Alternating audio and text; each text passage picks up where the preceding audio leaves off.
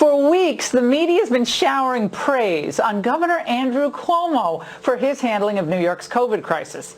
But at the same time, they were warning us that Florida, under the leadership of Governor Ron DeSantis, was a ticking time bomb for viral spread. People are going to die because of decisions that were made by Ron DeSantis in Florida. We are already seeing states like Louisiana and Florida and Indiana you start to have surges in cases. That decision was reckless. It is a big gamble. Well, that ticking time bomb never went off. So let's go through the stats. For starters, Florida currently has 5 times fewer COVID hospitalizations per 100,000 than New York. Florida also has 18-fold lower COVID death rate. We were warned that the virus would tear through Florida's nursing homes and retirement communities, including at the Villages. But what actually happened? While dozens of residents initially tested positive, the Villages currently has 0. That's right, 0 coronavirus patients in its hospital.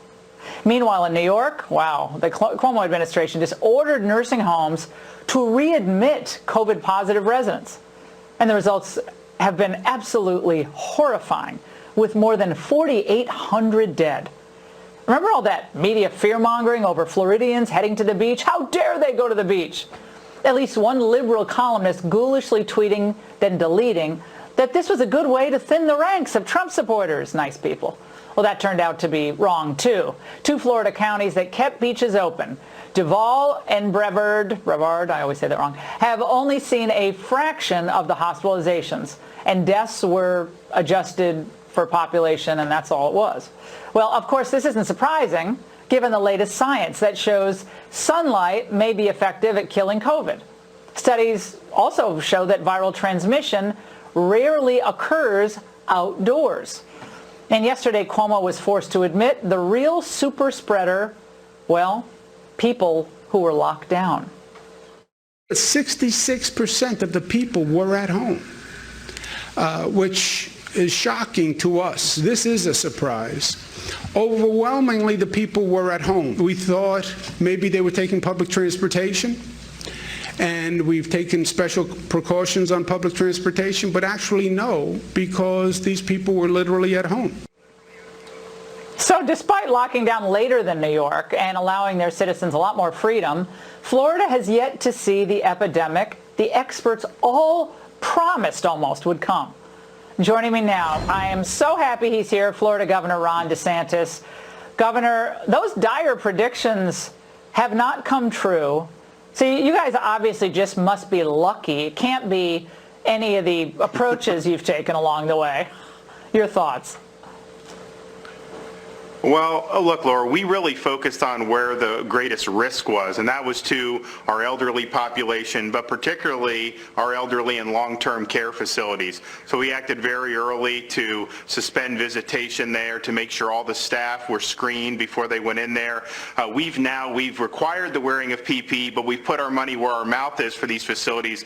We've now sent out 10 million masks just to long-term care facilities in the state of Florida. I also have 50 National Guard strike teams that go around to the nursing homes and do testing, and we just started doing, we have a mobile lab that has a rapid test lab on it, and so that's also going to nursing homes. You can get the results back in 45 minutes. And so that is where, if you look at the numbers, overwhelmingly, that's where the fatalities are occurring. People 65 and up, but really even 75 and up. In Florida, 60% of the deaths are 75 and up. So let's devote resources to help those folks who are the most vulnerable. We did that in Florida, and I think some of these other states we've seen did not do that. They took their eye off the ball. Governor DeSantis, what have you discovered, if anything, about those spring breakers who were on the beach? There was endless commentary about how awful they were, and they were selfish, terrible, rotten people. Was there, or could you track any spike in the area or any increased transmission? What happened there? Yeah, so we have virtually no evidence of any outdoor transmissions leading to outbreaks, be it a beach, be it a golf course, via fishing, anything that Florida is known for. The transmission has typically occurred in enclosed environments when you have repeated contact with someone, such as in the home. And so our policy was never to try to drive people indoors. If we had golf courses open, we did have a number of places that had beaches open. We encouraged fishing and running and all that stuff. And I think we wanted to take advantage of our climate. And so I was criticized for that. But I think if you look at the record, clearly you didn't see an outbreak. Everyone was so upset about Clearwater Beach. I grew up about 15 minutes from there in Pinellas County. But if you look at Pinellas County's numbers, they've had relatively few cases for having 1 million people. So a lot of this is narrative. A lot of that was based off partisanship in the media, but it has not been borne out in facts. And you mentioned Jacksonville beaches. They had a spasm in mid-April that Jacksonville was reopening beaches.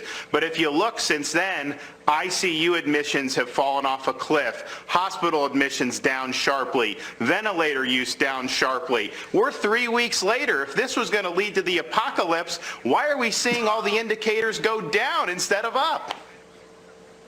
Yeah, well, this is how Governor Cuomo is responding to concerns about the economy. Watch. This is not a situation where you can go to the American people and say, okay, how many lives are you willing to lose to reopen the economy? We don't want to lose any lives. And you start to hear these, to me, what are absurd arguments. Governor, your response, you're either callous or you just want to keep people shut in. Well, what I would say is focus on where the risk is.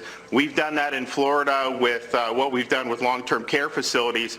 That does not require the economy to be shut down at all. You either do it or you don't. Obviously, a lot of those states that have had way worse outcomes than Florida, they did a harsh shutdown, but they didn't do things to protect the long-term care facilities. In fact, some of them were forcing sick seniors to go in there, and that was infecting other people. So I think it's a false choice. I think you absolutely can do both.